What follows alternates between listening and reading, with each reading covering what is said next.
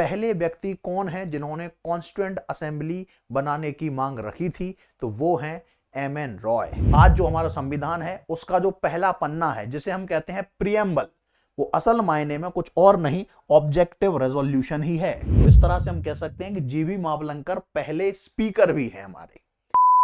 Hello friends, मेरा नाम है संजीव और हम डिस्कस कर रहे हैं पॉलिटी लेक्चर सीरीज को। पिछले लेक्चर्स में हमने देखा मेकिंग ऑफ इंडियन कॉन्स्टिट्यूशन, जिसमें हमने एक्ट्स को देखा जो ब्रिटिश पार्लियामेंट के द्वारा पास किए गए थे, जिनसे हमने हमारे कॉन्स्टिट्यूशन बनाते वक्त कुछ ना कुछ चीजें अडॉप्ट करी। आज के लेक्चर में हम देखेंगे कि हमारा कॉन्स्टिट्यूशन किस तरह से बना, क्या क्या उस समय पर घटनाएं हुई। तो सबसे पहले हमें इस चीज को समझना है कि पहली बार वो कौन व्यक्ति थे जिसके दिमाग में ये आया कि भारत को अपना संविधान बना लेना चाहिए। वैसे तो ये बातें बहुत पहले से चली आ रही थी, लेकिन पहली बार 1934 में एम.एन. रॉय, जो कि कम्युनिस्ट पार्टी ऑफ इंडिया के नेता थे, उन्होंने पहली बार इस विचार को रखा कि इंडिया का एक कॉन्स्टिट्यूएंट असेंबली बननी चाहिए जो कि एक कॉन्स्टिट्यूशन को बनाए।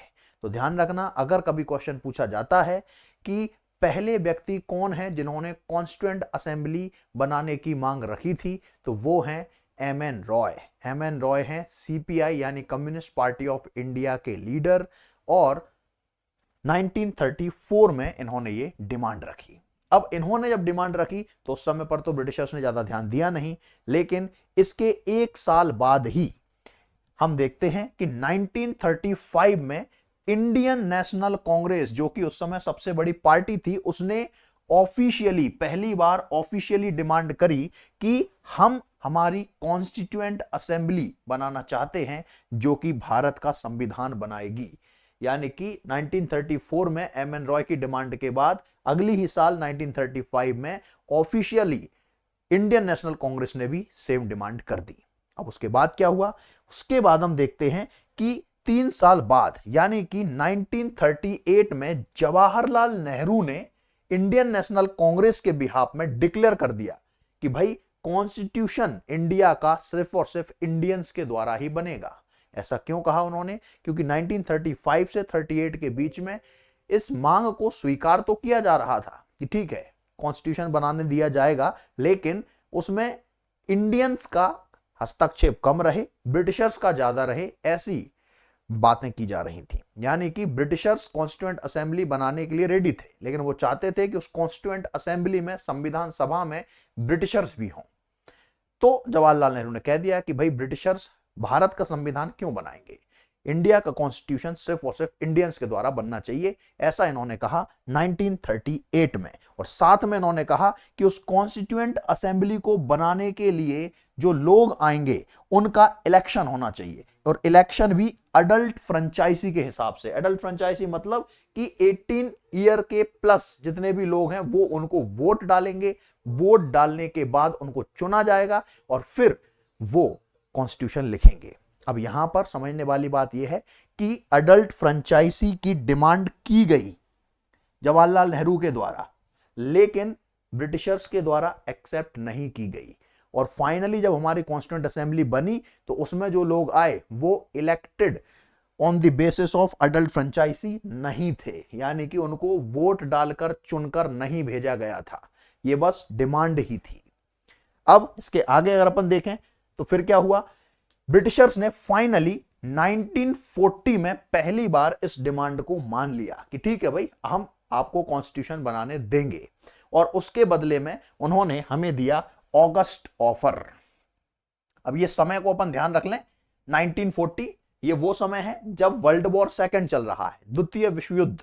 वर्ल्ड वॉर सेकंड में जहां पर ब्रिटिशर्स को जरूरत है इंडियन फोर्सेस की, तो उस समय पर अगस्त ऑफर के रूप में इन्होंने एक ऑफर दिया कि ठीक है हम बदले में आपको कॉन्स्टिट्यूएंट असेंबली बनाने देंगे, आप हमें सोल्जर्स वगैरह दे दें। साथ में उन्होंने ये भी कहा कि हम इसको अच्छी तरीके से आपका कॉन्स्टिट्यूशन बनवाएंगे, ब्रिटिशर्स खुद आपके कॉन्स्टिट्यूशन बनाने में मदद करेंगे। लेकिन हमने इस अगस्त ऑफर को रिजेक्ट कर दिया, ये कहकर कि भाई हमारे कॉन्स्टिट्यूशन बनाने में हम एक भी ब्रिटिशर्स को नहीं चाहते हैं, हम खुद बनाएंगे। और आपके अगस्त ऑफर को हम स्वीकार नहीं करते हैं, और उन्होंने उसको रिजेक्ट कर दिया। लेकिन ब्रिटिशर्स ने फिर एक ऑफर दिया, और वो ऑफर था क्रिप्स प्रपोजल के रूप में। क्रिप्स मिशन या क्रिप्स प्रपोजल 1942 में ब्रिटिशर्स ने फिर से दिया, जिसमें उन्होंने कहा कि ठीक है, आप अपना संविधान बनाइए, हम आपको डोमिनियन स्टेटस दे देंगे। डोमिनियन स्टेटस मतलब आप पूरा अपना काम खुद से करिए, बस हमारी छत्र छाया में रहिएगा। लेकिन इस चीज को भी इंडियंस ने रिजेक्ट कर दिया। उन्होंने सीधा बोला कि नहीं, इंडिया पूरी तरह से इंडिपेंडेंट होगा, पूरी तरह से एक सॉवरेन यानी संप्रभु देश बनेगा, और उसका संविधान भारतीय लोग ही लिखेंगे, हमें आपका कोई भी प्रपोजल एक्सेप्ट नहीं है। तो यहां पर ऑगस्ट ऑफर साथ में क्रिप्स मिशन दोनों को ही इंडियंस ने रिजेक्ट कर दिया। उसके बाद फिर क्या होता है कि फाइनली कॉन्स्टिट्यूएंट असेंबली बनती है, और कॉन्स्टिट्यूएंट असेंबली हमारी पहली बार बनी नवंबर 1946 में अंडर कैबिनेट मिशन प्लान। याद रखना, कैबिनेट मिशन प्लान जब आया तो उसके बाद ही हमारी कॉन्स्टिट्यूएंट असेंबली फाइनली बनी। लेकिन ध्यान रखें कि ये टाइम पीरियड भी नहीं भूलना है, पूरा का पूरा गेम इन ईयर्स में छुपा हुआ है। 1946 वो ईयर है जब पाकिस्तान की मांग भी उठ चुकी थी, और पाकिस्तान की मांग उठने की वजह से मोहम्मद अली जिन्ना ने बोल दिया था कि भाई ये जो कॉन्स्टिट्यूएंट असेंबली की डिमांड एक्सेप्ट की गई है ये हमारी नहीं है, ये इंडिया की है, हमें तो अलग चाहिए। हालांकि शुरुआत में उनकी बातें नहीं मानी गई, लेकिन फिर बाद में उन्होंने डायरेक्ट एक्शन जैसी चीजें करी, जिसमें बहुत सारे दंगे हुए, और फाइनली गवर्नमेंट को उस समय पर ब्रिटिश सरकार ने 2 कॉन्स्टिट्यूएंट असेंबली बनाने की बातें करी। वो हम हिस्ट्री के टॉपिक में डीप में डिस्कस करेंगे। अभी हमको समझना बस इतना है कि कॉन्स्टिट्यूएंट असेंबली की डिमांड को स्वीकार कर लिया गया था नवंबर 1946 में।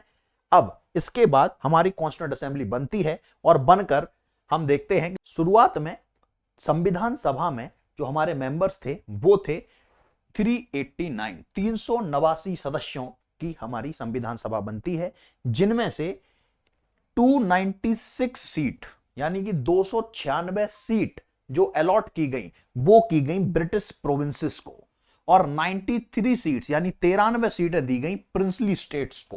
प्रिंसली स्टेट्स यानी कि रियासतें, और ब्रिटिश प्रोविंस यानी कि प्रांत। अब इनमें डिफरेंस क्या है? प्रिंसली स्टेट्स वो थे राजे रजवाड़े, और ब्रिटिश प्रोविंस वो थी यानी वो राजाओं की रियासतें जो ब्रिटिशर्स के साथ मिल चुके थे। तो इस तरह से 93 और 296 टोटल 389 मेंबर्स कॉन्स्टिट्यूशन बनाने के लिए आने वाले थे। लेकिन अब क्या हुआ, उसके बाद हम देखते हैं कि इनको बुलाया कैसे जाएगा। 296 सीट्स अलॉटेड हैं ब्रिटिश प्रोविंस से, तो ब्रिटिश प्रोविंस से 296 सीटों से किस तरह से इलेक्शन होंगे, कौन आएगा चुनकर, तो उसके लिए नियम यह बनाया गया कि जितनी भी प्रिंसली स्टेट्स हैं, प्रिंसली स्टेट्स को जो हमने सीटें अलॉट की हैं वो दी जाएंगी 1 मिलियन पॉपुलेशन से, यानी कि 1 मिलियन पॉपुलेशन से एक व्यक्ति चुना जाएगा। इस तरह से हम पूरे मेंबर्स को चुनकर फाइनली हमारी कॉन्स्टिट्यूएंट असेंबली को फिल करेंगे।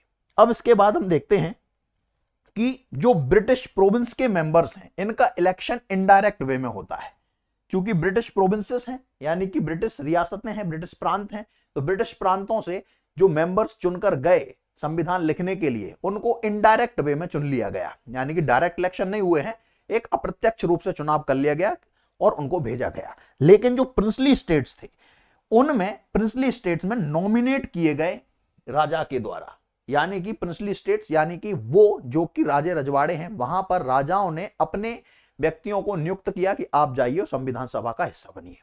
प्रिंसली स्टेट से नॉमिनेट हुए और ब्रिटिश प्रोविंसेस से बकायदा इनडायरेक्ट इलेक्शन से आए।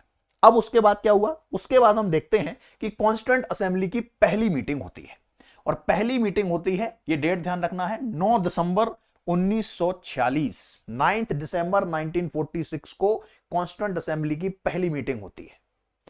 और ये कई बार पूछा गया है कि कॉन्स्टिट्यूएंट असेंबली की पहली मीटिंग कब हुई, तो ध्यान रखना है 9 दिसंबर 1946। लेकिन इस मीटिंग को बॉयकॉट किया मुस्लिम लीग ने। उसने कहा कि भाई हम क्यों आए, ये तो इंडियन कॉन्स्टिट्यूशन बनाने के लिए हुई है, पाकिस्तानी कॉन्स्टिट्यूशन का क्या। तो यहां पर विवाद छिड़ गया, और जब विवाद छिड़ा तो फिर क्या हुआ कि मुस्लिम लीग ने जैसे ही बॉयकॉट की मीटिंग को, तो फिर एक सेपरेट स्टेट बनेगी पाकिस्तान की, ऐसी डिमांड रख दी। और साथ में कॉन्स्टिट्यूएंट असेंबली भी लीग के अंडर में अलग से होनी चाहिए, इस तरह से डिमांड रख दी। इस वजह से हमारी कॉन्स्टिट्यूएंट असेंबली को रीऑर्गेनाइज करना पड़ा, यानी कि दोबारा से बनाना पड़ा। और जो 389 मेंबर्स थे, अब हमारी कॉन्स्टिट्यूएंट असेंबली में रह गए सिर्फ 299 मेंबर्स, बाकी सारे पाकिस्तान की ओर चले गए, यानी कि वो प्रोविंसेस और प्रिंसली स्टेट्स पाकिस्तान को दे दी गई। इस तरह हमारे पास बचे 299 मेंबर्स, और अब ये लोग हमारा संविधान लिखने के लिए रेडी हैं। अब इसके बाद हम देखते हैं कि पहला दिन मीटिंग का, हालांकि 9 दिसंबर को पहली मीटिंग हुई थी और उसमें झगड़ा हो गया मुस्लिम लीग और इंडियन नेशनल कांग्रेस के बीच में। उसके बाद अपन देखते हैं कि फाइनली हर दिन इनकी मीटिंग होना शुरू होती है, और अब ऑफिशियल पहले दिन की जो मीटिंग होती है उसको 299 मेंबर्स में से 211 सदस्य ही ज्वाइन करते हैं। और इस मीटिंग में हम देखते हैं, ये नाम ध्यान रखना है, डॉक्टर सच्चिदानंद सिन्हा, इनको टेम्पररी चेयरमैन बनाया जाता है, यानी कि अभी आप चेयरमैन बनिए और इस संविधान सभा को स्टार्ट करवाइए। उसके अगले ही दिन क्या होता है, अगले ही दिन हम देखते हैं, यानी कि 11 दिसंबर 1946 पहली मीटिंग, 9 दिसंबर जिसमें झगड़ा हो गया था, दूसरी मीटिंग 10 दिसंबर, और 10 दिसंबर के दिन हम देख रहे हैं कि टेम्पररी चेयरमैन बना दिया गया है सच्चिदानंद सिन्हा को। तीसरी मीटिंग 11 दिसंबर, 11 दिसंबर के दिन हम देखते हैं कि डॉक्टर राजेंद्र प्रसाद, जो कि हमारे पहले राष्ट्रपति भी बने हैं, इनको परमानेंट चेयरमैन बनाया जाता है कॉन्स्टिट्यूएंट असेंबली का, यानी कि संविधान सभा के ये सभापति हो गए हैं, और ये इनकी अंडर में अब संविधान लिखा जाएगा। लेकिन इनके साथ चुना जाता है एच.सी. मुखर्जी को एज वाइस प्रेसिडेंट, यानी कि अगर कभी राजेंद्र प्रसाद जी उपस्थित नहीं है तो उस समय संविधान सभा को कौन चलाएगा, तो उसके लिए चुने गए हैं वाइस प्रेसिडेंट, जिनका नाम है एच.सी. मुखर्जी। इनको ध्यान रखना है, भूलना नहीं है। उसके बाद एक और सदस्य हैं बी.एन. राव। बी.एन. राव को अपॉइंट किया गया है एज अ एडवाइजर, कि आप एडवाइज करेंगे, बताएंगे किस तरह से संविधान लिखना है। इसके बाद हम देखते हैं कि 13 दिसंबर 1946, अब ध्यान देखना, 9 दिसंबर को पहली मीटिंग हुई है, 10 दिसंबर दूसरी मीटिंग, 11 तीसरी, 12 चौथी, और अब हम आ गए हैं 13 दिसंबर यानी कि पांचवी मीटिंग पर। एमपीपीएससी ने क्वेश्चन पूछा था कि ऑब्जेक्टिव रेजोल्यूशन कौन सी मीटिंग में पारित हुआ था, तो 9 से 13 तक पांचवी मीटिंग, यानी कि 5वें दिन ऑब्जेक्टिव रेजोल्यूशन पास हुआ है। अब क्या है ये, 13 दिसंबर 1946 को जवाहरलाल नेहरू एक ऑब्जेक्टिव रेजोल्यूशन को पास करते हैं। ऑब्जेक्टिव रेजोल्यूशन का मतलब है एक उद्देश्य का प्रस्ताव, यानी कि संविधान की आत्मा कह सकते हैं हम उसको, यानी कि संविधान जब हमारा लिखा होता है, आज जो हमारा संविधान है उसका जो पहला पन्ना है जिसे हम कहते हैं प्रियम्बल, वो असल मायने में कुछ और नहीं ऑब्जेक्टिव रेजोल्यूशन ही है। ऑब्जेक्टिव रेजोल्यूशन को ही थोड़े बहुत वर्बल मॉडिफिकेशन के साथ हमने ऐड कर दिया एज अ प्रियम्बल, यानी कि उद्देशिका। और प्रियम्बल क्या है ये हम आने वाले लेक्चर में आपको डिटेल में डिस्कस करके देंगे। तो 13 दिसंबर को हम देखते हैं कि ऑब्जेक्टिव रेजोल्यूशन पास हो जाता है। उसके बाद अपन देखते हैं कि 22 जनवरी 1947 को इसको अडॉप्ट किया जाता है। पेश कब हुआ है, 13 दिसंबर पांचवी मीटिंग में, और इसको एक्सेप्ट किया गया है 22 जनवरी 1947 को। इसके बाद हम देखते हैं कि डॉक्टर बी.एन. राव, जो कि एडवाइजर हैं कॉन्स्टिट्यूशन के, वो एक क्वेश्चनरी तैयार करते हैं, यानी कि प्रश्नावली। ये प्रश्नावली जिसमें अलग अलग तरह के क्वेश्चन पूछे जाने के लिए लोगों को अलाउड किया गया कि भैया आप कैसा कॉन्स्टिट्यूशन बनाना चाहते हो, क्वेश्चन पूछो। हर एक प्रोविजन जो हम संविधान के लिए बनाना चाहते हैं उस पर ढेरों सवाल हुए और उसके जवाब दिए गए, जैसे कि मान के चलिए कि सिटीजनशिप, कैसे भारत की नागरिकता ली जाएगी, तो जो भी प्रोविजन करते सारे लोग उस पर क्वेश्चन पूछते, जितने क्वेश्चन पूछे जा सकते थे उतने क्वेश्चन पूछे, और फाइनली जब सब लोग सहमत हो जाते तब जाकर संविधान का हिस्सा बनाया जाता था उस प्रोविजन को। तो ऐसी क्वेश्चनरे यानी कि प्रश्नावली को सर्कुलेट किया गया अलग अलग मेंबर्स के लिए, और फिर उसके बाद उस क्वेश्चनरे के हिसाब से सब लोगों के जो क्वेश्चन थे उसके बेसिस पर एक रफ ड्राफ्ट तैयार किया गया कॉन्स्टिट्यूशन का, और उस रफ ड्राफ्ट को अब फाइनली हम कॉन्स्टिट्यूशन में कन्वर्ट करने वाले थे। फिर हम देखते हैं कि ऑन अगस्त 29, 1947, 29 अगस्त 1947 को ड्राफ्टिंग कमिटी बनती है। ड्राफ्टिंग कमिटी क्या है? ड्राफ्टिंग कमिटी वही कमिटी है जिसने फाइनली ड्राफ्ट किया था कॉन्स्टिट्यूशन को, जिसके अध्यक्ष बाबा साहब भीमराव अंबेडकर हैं। इस पूरी कॉन्स्टिट्यूएंट असेंबली में बहुत सारे मेंबर्स हैं जिन्होंने अलग अलग क्वेश्चंस, अलग अलग अपनी डिमांड के थ्रू एक रफ ड्राफ्ट तैयार करवा दिया है कॉन्स्टिट्यूशन का। अब उस कॉन्स्टिट्यूशन से छांटकर फाइनली जो आज हमारा कॉन्स्टिट्यूशन है उसको बनाने के लिए बैठी है हमारी ड्राफ्टिंग कमिटी। और इस ड्राफ्टिंग कमिटी के जो मेंबर्स थे वो थे 7 सदस्यों से बनी हुई थी। और ये 7 सदस्य कौन थे? तो सबसे पहले हमको देखना है इसके चेयरमैन खुद BR अंबेडकर, उसके बाद बाकी सारे मेंबर्स थे जिनमें नाम शामिल है N गोपाल स्वामी अयंगार का। N गोपाल स्वामी के बाद हम देखते हैं अलादी कृष्ण स्वामी अय्यर, डॉक्टर KM मुंशी और सैयद मोहम्मद शहादुल्लाह। इसके बाद ये जो 2 मेंबर्स हैं N माधवराव और TT कृष्णमाचारी, ये ओरिजिनली ड्राफ्टिंग कमेटी के हिस्सा नहीं थे, इनको बाद में बनाया गया। क्यों? ओरिजिनली थे BL मित्तर और TP खेतान। BL मित्तर की तबीयत खराब हो जाने की वजह से उन्होंने आना बंद कर दिया था कॉन्स्टिट्यूएंट असेंबली में, और उनकी जगह N माधवराव को लेकर आए और TP खेतान की डेथ के बाद TT कृष्णमाचारी को लेकर आए। यानी कि किसी वजह से वो उपस्थित नहीं हो पा रहे थे, जिसके कारण हमें नए सदस्यों को चुनना पड़ा और फाइनली 7 सदस्य हमारे सामने मौजूद हैं। अब यहां पर इनको भूलना नहीं है, क्वेश्चन बन सकता है कि N माधवराव किन की जगह पर ड्राफ्टिंग कमेटी के सदस्य बने, तो BL मित्तर, या फिर पूछा जा सकता है TT कृष्णमाचारी किन की जगह बने, तो वो TP खेतान, या फिर इस तरह से भी पूछ सकते हैं कि TP खेतान ने किसको रिप्लेस किया था या BL मित्तर ने किसको रिप्लेस किया था। तो इस तरह से इन 7 मेंबर्स ने मिलकर फाइनली कॉन्स्टिट्यूशन को ड्राफ्ट किया, रेडी किया और एक किताब के रूप में लाकर हमारे सामने पेश किया। उसके बाद हम देखते हैं कि ये ड्राफ्टिंग कमिटी ने जब कॉन्स्टिट्यूशन बनाया, उसका फाइनल ड्राफ्ट जब तैयार हुआ तो उसको पेश किया गया कॉन्स्टिट्यूएंट असेंबली में 4 नवंबर 1948 को, 4 नवंबर 1948। और ऐसे ही नहीं लेकर आ गए, जब ये कॉन्स्टिट्यूशन सबमिट किया गया तो उससे पहले क्या हुआ है, 3 रीडिंग, 3 बार उसको पढ़ा गया है। और हर बार पढ़ने के बाद जो भी लोगों ने अमेंडमेंट उसमें सुझाए कि नहीं इसमें चीज ये गड़बड़ आ रही है, हमें संशोधन करिए, तो ऐसे करते करते हम देखते हैं कि करीब करीब 2473 बार अमेंडमेंट किए गए। उसके बाद फाइनली 26 नवंबर 1949, 26 नवंबर 1949, इस डेट को याद रखना है, इसी दिन को हम मानते हैं कॉन्स्टिट्यूशन डे, संविधान दिवस, क्योंकि इसी दिन फाइनली संविधान को एक्सेप्ट कर लिया गया था संविधान सभा के द्वारा। लेकिन समझने वाली बात यह भी है कि 299 सदस्यों में से उस दिन यानी कि 26 नवंबर वाले दिन सिर्फ 284 सदस्य ही मौजूद थे। इसीलिए संविधान के प्रियम्बल में अब जब साइन देखेंगे तो वहां पर 299 मेंबर्स के ना होकर 284 मेंबर्स के हैं।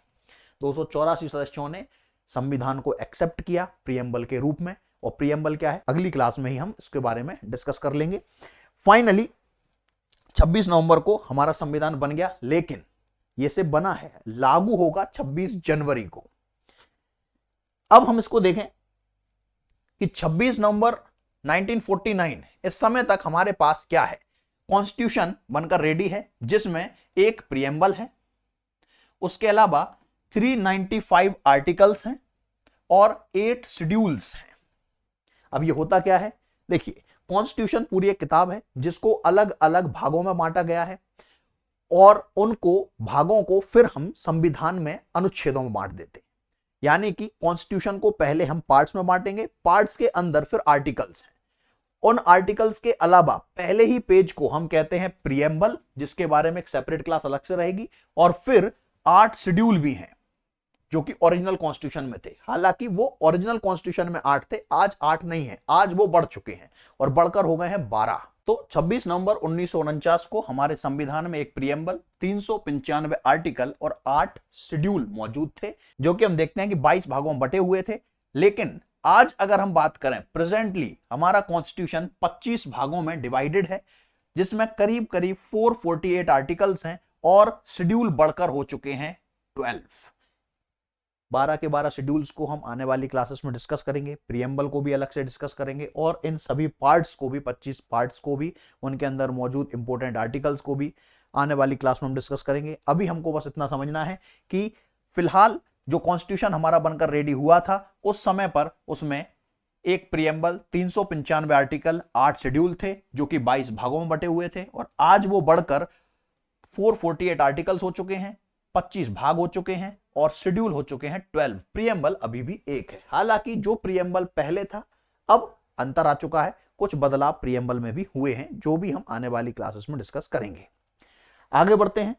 अब देखिए, ये जो कॉन्स्टिट्यूशन बना, जैसे कि हमने पहले भी डिस्कस किया कि इसको लागू किया गया है 26 जनवरी 1950 को, बना है 26 नवंबर 1949 को, बाद में हमने इसको स्टार्ट किया है। लेकिन लागू भले ये 26 जनवरी को हुआ, लेकिन कुछ प्रोविजन कॉन्स्टिट्यूशन के हमने 26 नवंबर से शुरू कर दिए थे। कौन कौन से? जैसे कि अगर हम देखें सिटीजनशिप यानी नागरिकता भारत में कैसे ली जाएगी, इसकी शुरुआत 26 नवंबर 1949 से हो गई थी। इलेक्शन कैसे होंगे, उसके अलावा पार्लियामेंट किस तरह से बनेगी, इन सबको लेकर सारी चीजें 26 नवंबर से ही शुरू हो गई थी। बाकी जनता के लिए जो बचे हुए प्रोविजन थे वो हमने 26 जनवरी से शुरू किए, इसीलिए 26 जनवरी को हम रिपब्लिक डे यानी कि गणतंत्र दिवस भी मनाते हैं। अब इसके बाद हम देखें तो कॉन्स्टिट्यूशन बनाने के अलावा जो कॉन्स्टिट्यूएंट असेंबली थी इसने और भी बहुत सारे काम किए, क्योंकि उस समय पार्लियामेंट तो थी नहीं। पार्लियामेंट का काम होता है लॉ बनाना, लेकिन इस समय लॉ कौन बना रहा है? तो इस समय कॉन्स्टिट्यूएंट असेंबली ही लॉ मेकिंग काम भी करती थी। अंतर बस इतना होता था कि जब कभी भी ये सारे लोग मिलते थे और कॉन्स्टिट्यूशन बनाने के लिए, जब कॉन्स्टिट्यूशन बनाने के लिए बैठते थे तो इनके चेयरमैन बनते थे डॉक्टर राजेंद्र प्रसाद, लेकिन जब कभी भी ये कानून बनाने के लिए बैठते थे तो इनके चेयरमैन बनते थे जीवी मावलंकर। तो इस तरह से हम कह सकते हैं कि जीवी मावलंकर पहले स्पीकर भी हैं हमारे, क्योंकि इन्होंने लॉ बनवाए हैं पहली बार कॉन्स्टिट्यूएंट असेंबली के। अब इसके बाद अगर अपन देखें तो लॉ बनाते वक्त कौन कौन से लॉ बनाए हैं इस कॉन्स्टिट्यूएंट असेंबली ने, तो इन्होंने नेशनल फ्लैग को अडॉप्ट किया है। 22 जुलाई 1947 को हमारे तिरंगे को अडॉप्ट किया गया है, और हमारा जो तिरंगा है 3 रंगों का जिसमें बीच में अशोक चक्र भी है, इसको डिजाइन किया है पिंगली वेंकैया ने। अब उनके द्वारा डिजाइन किए हुए फ्लैग को हमने 22 जुलाई को एक्सेप्ट कर लिया है। उसके अलावा इसने अडॉप्ट किया है नेशनल एंथम को। नेशनल एंथम हमारे राष्ट्रगान को 24 जनवरी 1950 को राष्ट्रगान का दर्जा दिया गया। राष्ट्रगान की बात करें तो इसको लिखा है रविन्द्रनाथ टैगोर ने। उसके बाद फिर हम देखें कि इसी कॉन्स्टिट्यूएंट असेंबली ने राजेंद्र प्रसाद को प्रेसिडेंट के रूप में भी चुन लिया है। तो प्रेसिडेंट की पोस्ट भरी हो चुकी है 24 जनवरी 1950 तक। अब हमारा कॉन्स्टिट्यूशन बनकर रेडी हो गया है। कॉन्स्टिट्यूशन बनकर रेडी हो गया है। इसके बाद हम देखते हैं कि भारत में इलेक्शन होते हैं। इलेक्शन के बाद कांग्रेस को मेजोरिटी मिलती है। पहले प्रधानमंत्री के रूप में जवाहरलाल नेहरू बनकर आते हैं और फिर देश अपने रास्ते पर चल पड़ता है। ये थी हमारी जर्नी कॉन्स्टिट्यूशन मेकिंग की, यानी कि अब हमने अब तक समझा कि कॉन्स्टिट्यूशन हमारा किस तरह से बना, कौन कौन से एक्ट्स के थ्रू बना और क्या जर्नी रही। आने वाली क्लासेस में हम देखेंगे कॉन्स्टिट्यूशन के अंदर क्या क्या है। तब तक के लिए जुड़े रहिए बी बेसिक से। Thank you.